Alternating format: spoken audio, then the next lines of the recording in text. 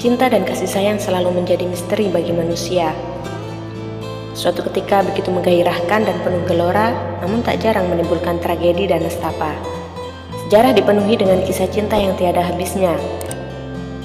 Monumen cinta terserak di seluruh penjuru dunia dan selalu ramai dikunjungi oleh mereka yang sedang dimabuk cinta, merawat cinta, atau sedang memperjuangkan cinta dan kasih sayang.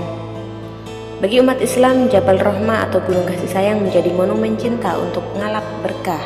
Tempat tersebut dipercaya menjadi lokasi bertemunya Adam dan Hawa setelah tobat mereka diterima dan dipertemukan kembali. Buah cinta mereka melahirkan anak-anak Adam yang kini memenuhi penjuru dunia. Di Jabal Rahmah pula Nabi Ibrahim diuji cintanya. Untuk melaksanakan ketentuan Allah mengorbankan anak lelaki yang sangat lama dirindukan kelahirannya. Di bukit itu ia yakin bahwa mimpi yang ia alami 3 kali berturut-turut tersebut benar-benar merupakan perintah Allah Subhanahu wa Ta'ala. Pengorbanan luar biasa inilah yang membuat leluhur para nabi ini mendapat gelar Khalilullah atau kekasih Allah. Bagi Nabi Muhammad, Jabal Rahmah menjadi tempat terakhir turunnya ayat Al-Quran. Ketika kembali ke Madinah, Rasulullah menyampaikan turunnya surat Al-Ma'idah ayat 3 yang mengabarkan bahwa Islam sudah sempurna. Para sahabat menyambut gembira kabar tersebut, kecuali 2 orang sahabat paling utama, Abu Bakar dan Umar bin Khattab yang malah bersedih. Ketika pulang ke rumahnya, Abu Bakar menangis jadi-jadinya, menyadari bahwa Rasulullah, pemimpin yang sangat dicintainya, tak akan membersamainya dalam waktu lama lagi.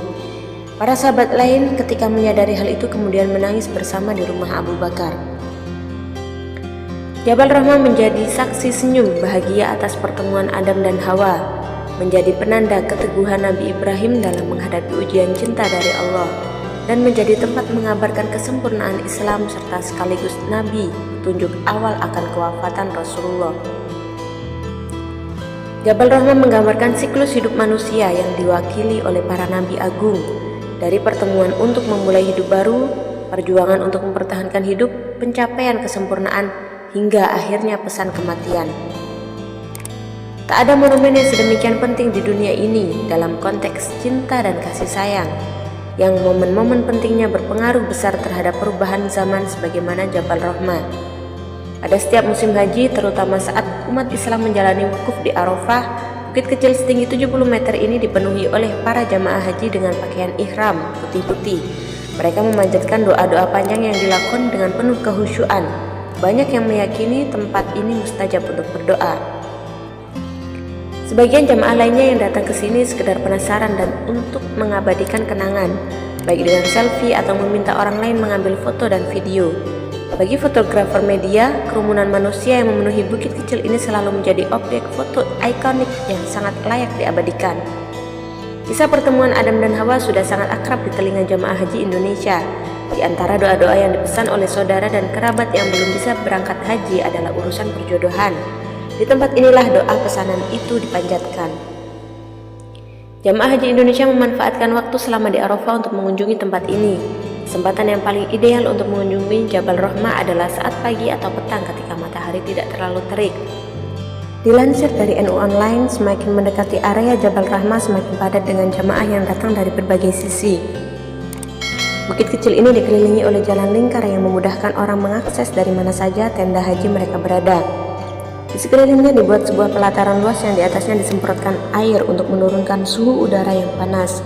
Segala macam ragam warna kulit, ras, postur tubuh, suku, dan kebangsaan semuanya ada dan disatukan dalam keimanan Islam.